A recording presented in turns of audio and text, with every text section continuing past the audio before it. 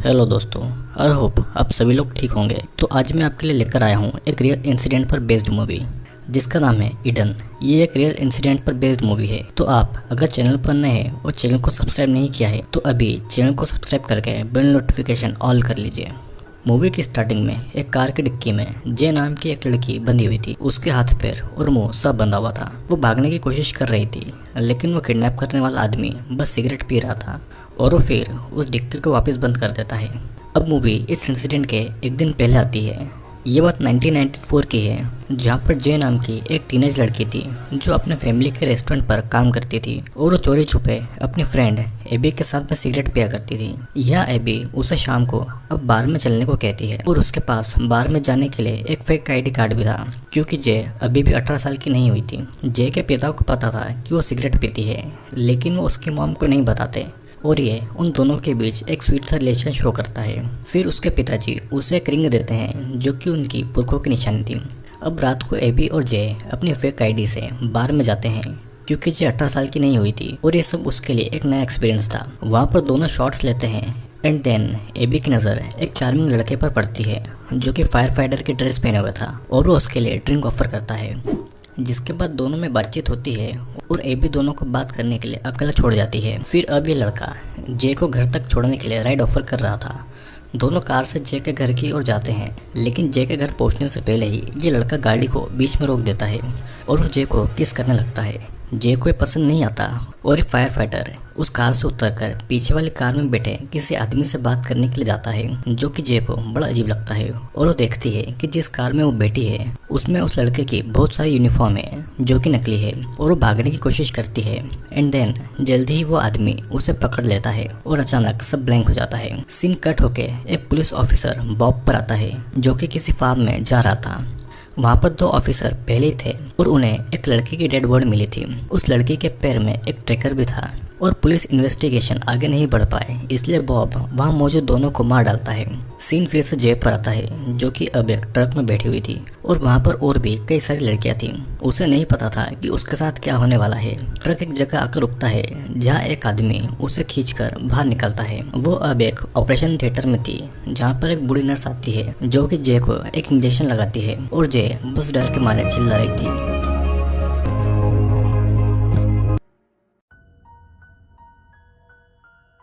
जे की जब नींद खुलती है तो वो एक छोटे से रूम में थी जहाँ पर और भी कई लड़कियाँ बंक बेड पर थी। फिर वहाँ कुछ अनाउंसमेंट होता है और हम देखते हैं कि वहाँ एक दो नहीं बल्कि कई सारी लड़कियाँ हैं जिनकी उम्र छोटी से लेकर बड़ी तक है और उन्हें भी यहाँ पर किडनैप करके लाया गया है। उन्होंने बस नाम के कपड़े पहने थे और यहाँ पर बॉब आता है जो कि सभी को कुछ गिफ्ट देता है। जे अभी भी अंदर थी, वो बाहर नहीं आती और देखती है कि क्या चल रहा है।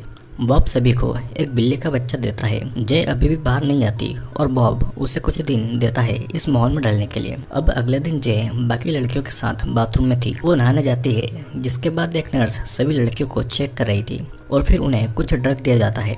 सभी अपना लंच करती है और सभी लड़कियाँ अपनी अपनी कैट से खेल रही थी, क्योंकि उनकी लाइफ में बस अब एक यही खुशी थी। कुछ दिन बीतते हैं और एक दिन वोग नाम का आदमी कुछ लड़कियों को सिलेक्ट करके कहीं ले जाता है और उनमें जे को भी सिलेक्ट किया जाता है। उसे एक वैन में डाल के एक अननोन प्लेस पर ले जाया जा रहा था। उसे लेदर की ड्रेस पहनाकर उसे फिर एक प्लेस पर लाया गया था और कैमरे के सामने बांध देते हैं। जे के साथ जो भी हो रहा था वो उसके लिए बहुत घिनौना था और उसे जबरदस्ती ये करना पड़ रहा था। उसे रिकॉर्ड किया जा रहा था और तो और उसे अपने क्लाइंट्स को सर्विस भी देना थी, जो कि उसने कभी सोचा भी नहीं था। और इसी रात को जे अपनी रूममेट प्रिंसिला के सामने फुट फुट कर रोने लगती है। अब कुछ दिनों के बाद वाग उसे अकेले ही अपनी जॉब के लिए ले जा रहा था और उसके क्लाइंट ने जे को स्कूल गर्ल के कपड़ों में बुलाया था। उसके क्लाइंट का नाम जॉन था, वो शादीशुदा था और उसकी बच्ची भी जे की उम्र की ही थी। जे को जॉन के पास अकेला छोड़ के वाग बाथरूम में जाकर ड्रग्स ले रहा था। तभी उसे वहाँ पर चिल्लाने की आवाज़ आती है। वो देखता है कि जॉन ज़मीन पर पड़ा है और जे उसे चोट पहुँचाकर भाग गई थी। जे ने जॉन के प्राइवेट पार्ट को काट लिया था और उसका मुंह पूरा खून से लाल हो रहा था। उसके कपड़े पूरे खुले हुए थे और वो भाग रही थी, लेकिन वॉग उसे पकड़ लेता है। वो एक घर में घुस गई थी जहाँ पर दो लेडी कॉफ़ी एंजॉय कर रही थी और वॉग कहता है कि वो एक पुलिस ऑफिसर है जो कि ड्रग एडिक्ट जे को पकड़ने के लिए आया है। वो उसे वापस लाकर जे को पनिशमेंट दी जाती है, जिसमें उसे बांधकर एक बर्फ़ से भरे हुए टब में डाल देते हैं और पूरी रात के लिए उसे ऐसे ही छोड़ देते हैं। फिर बॉब वॉन को उसकी इस हरकत के इंसल्ट करता है और एक थप्पड़ मार देता है। अब हम देखते हैं कि 1 साल बीतता जाता है।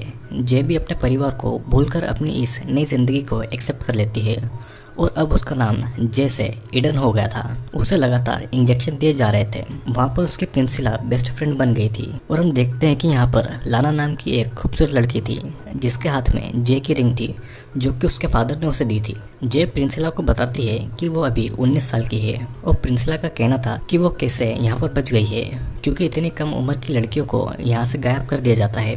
फिर तभी वहाँ से एक आदमी आता है और प्रिंसिला को घसीट कर ले जाता है। शाम के समय देखते हैं कि जे यानी कि एडन को फिर से अपने क्लाइंट्स को फिर से सेटिस्फाई करने के लिए भेजा जाता है, लेकिन इस बार ये पार्टी बहुत बड़ी थी। जे की ड्रेस भी अलग थी और वो एक चाइनीज लड़की बनकर गई हुई थी और हम देखते हैं कि जे अब 1 साल में इस काम को करने में परफेक्ट हो गई थी। अब वापस लौटते समय ईडन वैन में अपने हील्स को तोड़ के छिपा लेती है। ईडन जब रूम में आती है तो वो देखती है कि प्रिंसिला कहीं नहीं दिख रही थी, शायद उसे भी मारकर फेंक दिया गया होगा। ईडन रात को अपनी छुपाई हुई सैंडल निकालकर लाना पर अटैक कर देती है और उससे अपने डैड की दी हुई रिंग वापस ले लेती है। वहाँ पर गार्ड्स आते हैं और उन्हें छुड़ाते हैं। फिर वॉन ईडन को खींचकर दूसरे कमरे में ले जाता है और वो ईडन से इम्प्रेस हो गया था। वो उसे पनिशमेंट के रूप में ईडन को अपनी रिंग निकलने के लिए बोलता है और ठीक ईडन को मजबूरी में ऐसा करना पड़ता है। वॉक को लग रहा था कि ईडन अपनी एज से ज़्यादा स्ट्रॉन्ग है और ईडन उसकी सिंपैथी के लिए रोने लगती है और कहती है कि बाकी की लड़कियां वॉक के पीठ पीछे उससे कुछ भी बोलती है कि वो बस यहाँ का एक नौकर है। ईडन उसे फंसाना चाह रही थी लेकिन वो नहीं फंसता। अब कुछ दिनों के बाद ईडन को बाकी लड़कियों के साथ एक पार्टी में ले जाया जाता है जहाँ पर उन्हें सर्विस देना थी। पार्टी ख़त्म होने के बाद वॉन होस्ट से पेमेंट मांगता है और वो होस्ट उससे कुछ पैसे काटने को कहता है। दोनों में कहा सुनी होती है और वॉग अपनी गन से उसे डराकर बाकी का पेमेंट ले लेता है। रात के समय ईडन टॉयलेट जाती है जहाँ से वो अपनी रिंग को निकालती है जो कि वॉग के कहने पर उसने निकल ली थी, जिसे धोकर वो वापस पहन लेती है क्योंकि इसी से उसे अपनी पुरानी लाइफ और पेरेंट के बारे में पता था। धीरे धीरे ईडन के लिए सब कुछ बदल रहा था। वॉग उसे क्लाइंट के पास न भेजकर खुद अपने घर ले जाता था जहाँ पर वो उससे सफाई करवाता है। उसे वॉन के बचपन की फ़ोटो मिलती है और साथ में वो आदमी भी था जिसने ईडन यानी कि जे को फंसाया था। जहाँ पर सभी गर्ल्स को रखा गया था वो एक बड़ा सा वेयर हाउस था और वहाँ पर उनसे प्रोस्टिट्यूशन का काम करवाया जाता था। लाना को कस्टमर के कॉल्स अटेंड करने की जॉब मिली थी, लेकिन वॉग अब ईडन को वो काम दे देता है जिससे कि लाना गुस्सा होती है और सब समझ रहे थे कि वॉग ईडन के करीब आ रहा है। ईडन अपना काम बहुत अच्छे से करती है ताकि वो उसका विश्वास जीत सके। और इधर हम देखते हैं कि बॉब एक सेमिनार में है और वो ह्यूमन ट्रैफिकिंग और ड्रग के ऊपर स्पीच दे रहा है, जिसके बाद में एक ऑफिसर उसे मिलता है जो कि ह्यूमन ट्रैफिकिंग पर ही काम कर रहा था। वो बॉब से उस केस के बारे में पूछता है जब तो पुलिस ऑफिसर को मार दिया गया था, जो कि असल में बॉब नहीं किया था। और वहाँ पर मिली उस लड़के के पैर में ट्रैकर था जिससे कि असली गुनहगार तक पहुँचा जा सकता था। और ये सब सुनने के बाद में बॉब को समझ आ गया था कि अब उसके लिए मुश्किल और बढ़ने वाली है। यहाँ पर वॉग ईडन को अपने साथ कहीं ले जाता है जहाँ पर बॉब उसका इंतजार कर रहा था। वॉग की वैन में से 2 लाशें भी थी जिन्हें वो ठिकाने लगाने के लिए लाया था और इनमें से एक लाना की लाश थी। वो उसे बीच लेक में लाकर पानी में डाल देते हैं और एक बार फिर बॉब वॉग की इंसल्ट करता है, जिससे गुस्से में आकर वॉग बॉब को पीछे से अटैक करता है और मार डालता है और बॉब की भी डेड बॉडी को ठिकाने लगा देता है। अब कुछ दिन के बाद वॉग ईडन को एक अनजाने घर ले जाता है जहाँ के लोगों को पता था कि उन्होंने बॉब के साथ क्या किया है। ईडन को अब वॉशरूम जाना था और वो अंदर जाकर देखती है कि उस घर में एक छोटा सा ऑपरेशन थिएटर था। ईडन को वहाँ पर एक रूम का दरवाज़ा भी खुला हुआ दिखता है जिसके अंदर प्रिंसिला थी और वो प्रेग्नेंट थी। प्रिंसिला को वहाँ पर कुछ महीनों पहले लाया गया था, लेकिन ईडन को नहीं पता चल रहा था कि प्रिंसिला को ऐसे यहाँ पर क्यों रखा गया है।